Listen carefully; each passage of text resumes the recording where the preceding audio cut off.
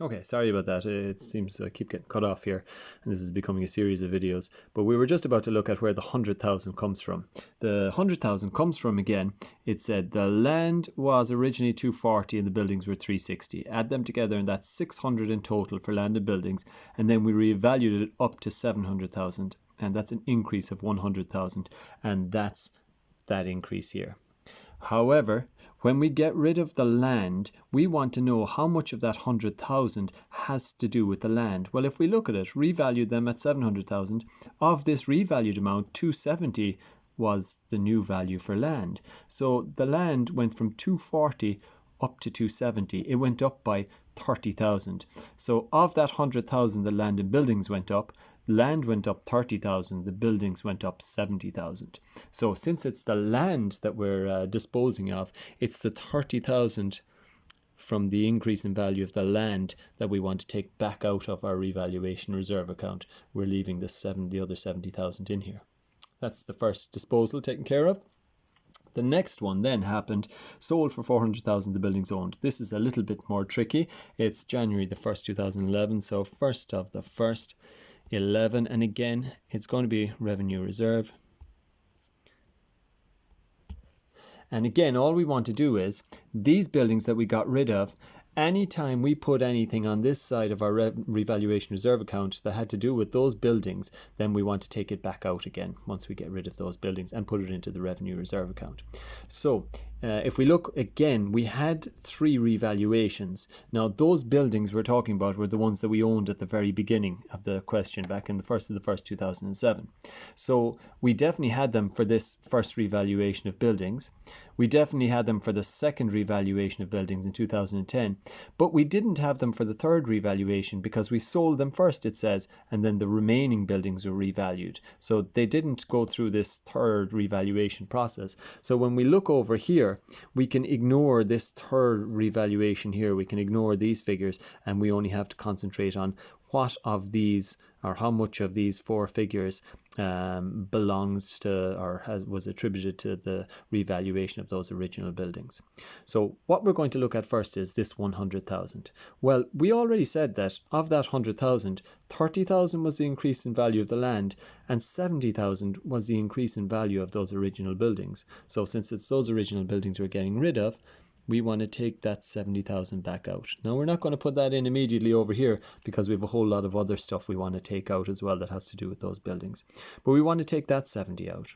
Now in the first revaluation, those original buildings were the only buildings we had. So when we set the depreciation back to 0, this 28,800 depreciation, all of that depreciation was depreciation that had built up or accumulated on those original buildings. So all of this has to do with those original buildings and those buildings alone. So we want to take that back out as well. So I'm going to add that to my 70,000 over here. Okay. The next time we did a revaluation, it was 108,000 that our buildings went up in value by. Now, the problem is, though, the next time we did a revaluation in 2010, we had gotten a whole lot more buildings in between. So when these revaluation increased the value of our buildings by 108,000, like how much of that is an increase in this building, or how much of that is an increase in the value of the extension, and how much of it is an increase in the value of the original building? Well, we saw this already, that this worked out to be, when we revalued, it worked out to be a 10% increase for each building. And we already looked at it when we were doing one of our previous accounts. We said that original building went from 360 up to 430 in the first revaluation, up by 70, which we've taken account of, haven't we? And then in the second revaluation, it went up by 10%. It went up by another 43,000. So we already had the 70 that it went up by first. When all of our buildings went up by 108,000, 43,000 of that 108 had to do with those original buildings. So we want to take that back out of the account as well. Next thing, and this is, I suppose, the most difficult part, the provision for depreciation here, the 38,800. So some of that is depreciation on your original buildings, but some of it was depreciation on your newer buildings and your extension. But we have a way of working it out. First of all, where did that 38,800 come from? Well, here's where we set it back to zero in 2010 when the revaluation happened. But where did it come from in the first place? Well, it was the accumulated depreciation. It was from 2009's depreciation, annual depreciation, plus 2008's annual depreciation, plus 2007's annual depreciation. Because at the very beginning of 2007, we set the aggregate depreciation back to zero, and then that was at the start of the year. Then at the end of the year, we had 1 year's depreciation. To that, we added a second year's depreciation. To that, we added a third year's depreciation. And these 3 annual depreciations altogether added up to what we had in accumulated depreciation at the start of 2010, the figure that we set back to zero.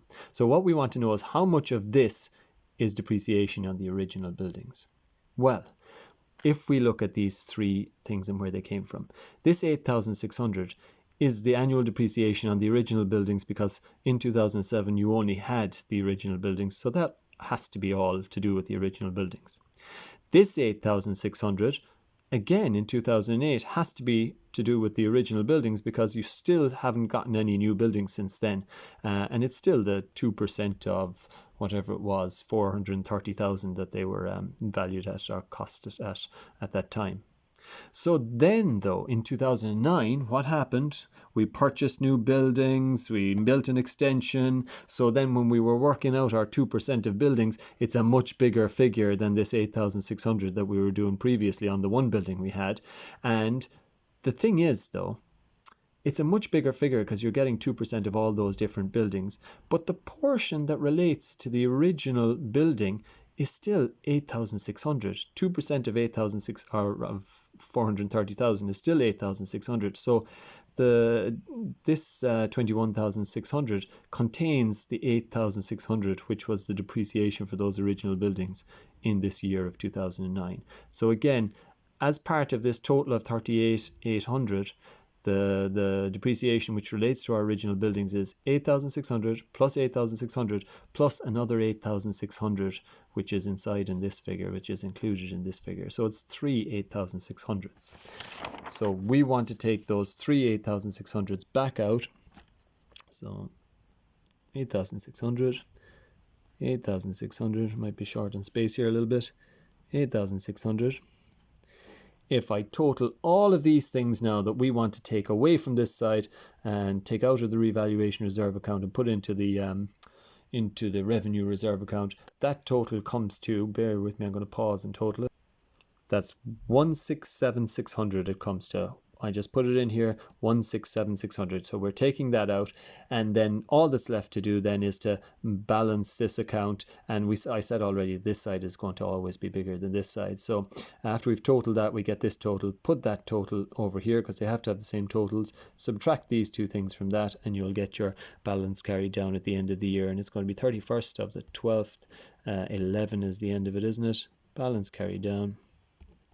And that worked out to be 327,300.